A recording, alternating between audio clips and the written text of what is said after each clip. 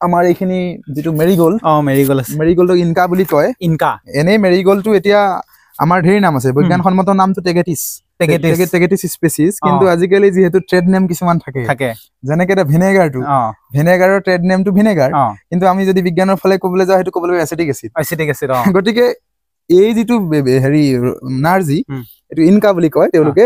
এটা নাৰ্জি ফুল ঘৰৰ বাগিচাত থাকিব লাগে থকাৰ কাৰণ এটা আছে আচ্ছা তাৰ মানে এই নাৰ্জি ফুলৰ পাতত এটা ঘ্ৰাণ থাকে তাৰমানে